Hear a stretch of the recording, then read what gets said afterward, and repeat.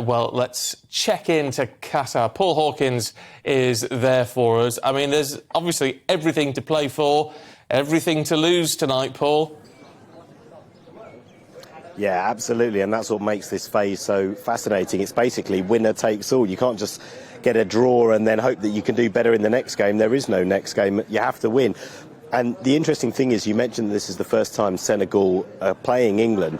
Actually, a lot of the Senegalese players will know the England players. Some of them do play in the Premier League. The captain, Koulibaly, plays for Chelsea. The goalkeeper, Senegal's goalkeeper, also plays for Chelsea. There are other players that play in the Premier League and in Italy and in France. So a lot of the Senegal players do know the England players. There will be that familiarity there. And Senegal, there's no bones about it, they became African champions by beating Egypt, who are one of the traditional African powerhouses. They beat them in the Africa Cup of Nations final and then beat Egypt again to qualify for the World Cup. So they are a serious side. They're going to pose a greater challenge than Wales, the USA or Iran have to England so far. And England are going to have to up their game somewhat, as the England manager Gareth Southgate has been explaining.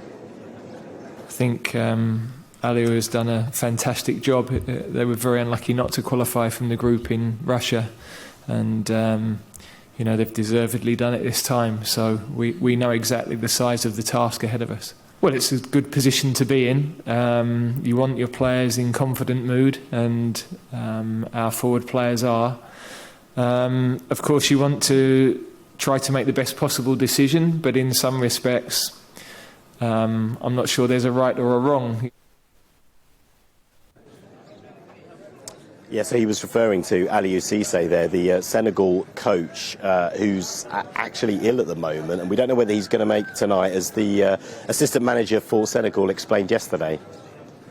Yes, he's been sick for a couple of days now, and he let us take charge of training yesterday, obviously with his instructions that we got across to the players.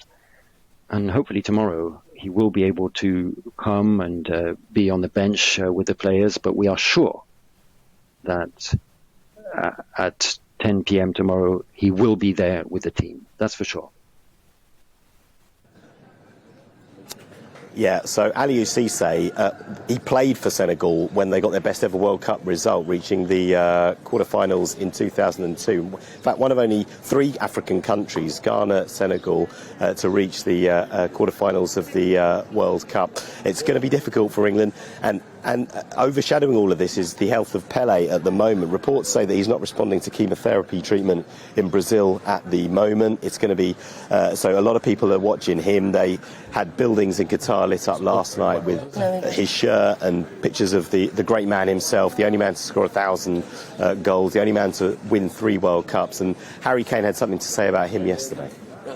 Yeah, no, first and foremost, we send our best wishes to him and obviously all his family as well. And inspiration amongst our game, incredible footballer, incredible person. And yeah, to hear those words back then from him was really special for me. And I always feel like I'm someone who is always learning and will continue to learn for the rest of my career. Well, we're getting excited here. Paul, is there much of a sense of excitement where you are at the moment yet? Has it built up? Not yet, because that one is the England game kicks off at 10 o'clock local time. But before that, France take on Poland. There's a few France fans mingling around. And also, because it's now the knockout stages, a lot of the fans, this place was packed with Argentina fans, with Mexico fans. All those fans have kind of filtered away now. So obviously less teams means less fans. So it's a little bit emptier. It's a little bit quieter at the moment here. But no doubt, as we head towards those games at 3 o'clock and 7 o'clock your time, the excitement will build. Yeah. OK, Paul, thank you very much indeed.